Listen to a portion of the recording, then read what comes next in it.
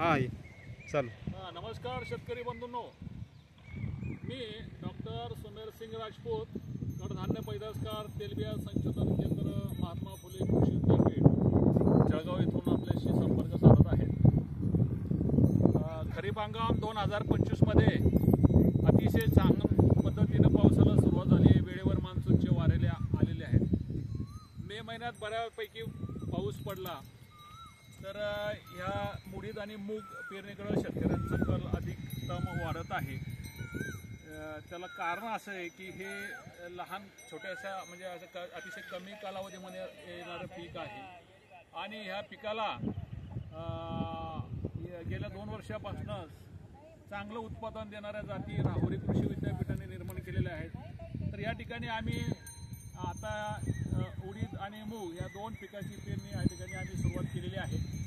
तर सर्वप्रथम आपण ह्या पिकासाठी जी जमीन आपण निवडायला हवी, ती जमीन ही शारपट किंवा पाणी धरणारी नसावी, तर ती योग्य पद्धतीने पाण्याचा निचरा होणारी जमीन या ठिकाणी आपण निवडायला पाहिजे.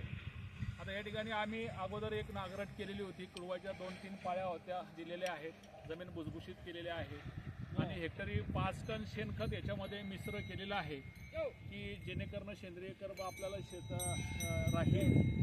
आता हे पीक मुळात उग्र आहेत. आता बरेचसे शेतकऱ्याला पाहिजे तसं उत्पन्न येत नाही. त्याला कारणं असे आहेत की शेतकरी बंधू याच्यासाठी जमिनीची निवड करताना काळजी घेत नाही आणि योग्य विद्यापीठांनी जे काही शिफारशी केल्या आहेत त्या शिफारशींचं अवलंबन करत नाही आणि त्याच्यामुळं या पिकांमध्ये उत्पादकता कमी येण्यास कारणीभूत ठरत आहेत. आणि दुसरं महत्त्वाचं म्हणजे गेल्या 2 वर्षापासून सातत्याने पाऊस हा अधिकतम होत आहे. वेळी येतो आणि उशिरापर्यंत थांबतो, परंतु राहुरी विद्यापीठांच्या काही अशा नवीन जाती आहेत की त्या जाती ह्या तग धरून ठेवतात, अधिकतम उत्पन्न देतात. आता ह्या ठिकाणी आपण जमिनीची ही तयारी केलेली होती आणि पाऊस झालेला आहे 100. आज रोजी जळगाव संशोधन केंद्रावर 105 मिलीमीटर पाऊस झालेला आहे आणि हा पुरेसा पाऊस आहे, ओल पुरेशी आहे आणि त्यामुळं आम्ही आज रोजी बैल पांबरीने या ठिकाणी उडीद आणि मुगाची पेरणी करीत आहोत. पेरणी करण्यापूर्वी आम्ही बीज प्रक्रिया केलेली आहे. बियाणामध्ये प्रति किलो बियाणास 5 ग्रॅम ट्रायकोडर्मा आणि बुरशीनाशक ज्याच्यात थायरम आणि थायरमची ट्रीटमेंट आम्ही दिलेली होती.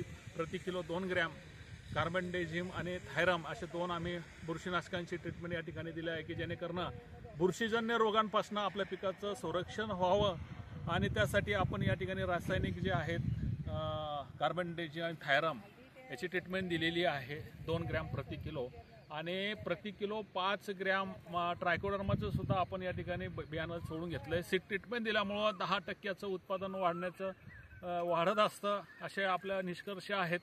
त्यामुळे प्रत्येक शेतकरी बांधवांनी बीज प्रक्रिया करणं अत्यंत गरजेचं आहे. या ठिकाणी आपण जे बीज प्रक्रिया करून जे बियाणं आपण या ठिकाणी पेरत आहोत, तर हे बीज प्रक्रिया केल्यानंतर आपण त्याला रायझोबियमचं जीवाणू संवर्धनाचं जे काही कल्चर आहे 250 ग्रॅम 10 किलो बियाणास आपण चवळी गटाचं रायझोबियम जीवाणू संवर्धन पण वापरलेलं आहे. PHB कल्चरचं पण आपण या ठिकाणी ट्रीटमेंट दिलेलं आहे. ते हे जे काय आहे याच्यामुळं आपल्याला उत्पादनामध्ये हमखास वाढ 10%ची वाढ होणार आहे. आता या ठिकाणी आपण बघत आहोत की पेरणीचं अंतर अतिशय महत्त्वाचं आहे. या पिकामध्ये पेरणीचं अंतर जे आहे 2 ओळीतील अंतर आपण या ठिकाणी 30/10. तर या ठिकाणी आम्ही अंतरमशागत याला सोयीचं जावं म्हणून 45/10 सेंटीमीटरवर आम्ही पेरणी करीत आहोत की जेणेकरून अंतरमशागतीला हे सोयीचं होईल. पहिले 35 दिवस ह्या पिकामध्ये अतिशय महत्त्वाचे असतात की पहिले 35 दिवस कुठल्याही प्रकारचं तण हे शेतामध्ये उगवता कामा नये. या ठिकाणी आपण अगोदर पेंटामिथेलिन नावाचं जे प्री इमर्जन्स आहे तणनाशक त्याची फवारणी आपण अगोदर करून घेतलेली आहे आणि त्यानंतर आपण पेरणीचा आपण आजचा दिवस निवडला आहे. पाऊस चांगला झालेला आहे. 110 मिलीमीटर पावसाची नोंद झालेली आहे, म्हणजे पुरेशी ओल आता जमिनीमध्ये आहे आणि अतिशय चांगला कालावधी म्हणजे आमचा असा अनुभव आहे की उडीद आणि मूग आपण 7 जुलैपर्यंत छान असं जर पेरणी केली, वेळेत पेरणी केली तर याच्यात उत्पादकता अधिकतम वाढ होते. आणि प्रयोगातनं असं लक्षात आलेलं आहे की जून महिन्याचा 15वाडा म्हणजे 15 जून ते 28 जूनच्या पर्यंत जर आपण पेरणीचा वेळ आपल्याला साधता आली तर आपल्याला याच्यामध्ये अपेक्षित उत्पन्न मिळत असतं.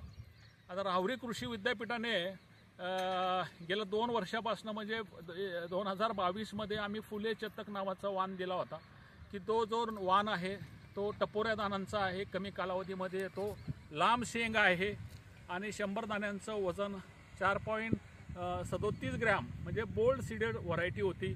67 दिवसात येते आणि तिचं उत्पादकता जी आहे ती जवळजवळ 14 क्विंटल प्रति हेक्टरी उत्पादकता त्या फुले चतक नावाची आहे. त्याच्यानंतर आम्ही मागच्या वर्षी फुले सुवर्ण नावाचं एक वाण विकसित केलेलं आहे की तो नोटिफाय झालेला आहे.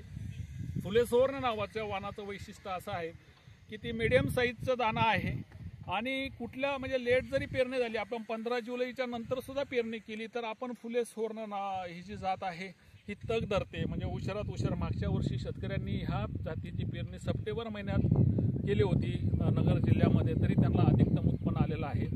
ही जी जात आहे ना लोळत नाही आणि हिचं उत्पादकता जी आहे ती जवळजवळ 15 क्विंटल प्रति हेक्टरी आहेत. पहिली तोडणी आपण हाताने केल्यानंतर दुसरी तोडणी आपण मशीनद्वारे सुद्धा ह्या नवीन जातीमध्ये करू शकतो.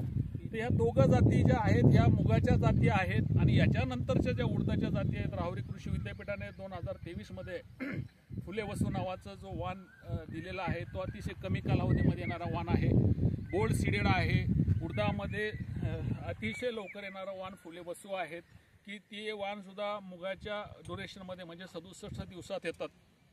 तर फुले वसूचं वैशिष्ट्य असं आहे की तिचं शेंगवरती लव आहेत, बारीक असे लव आहेत आणि त्याच्यामुळे त्याच्यामध्ये सकिंग पेजचा अटॅक कमी येतो आणि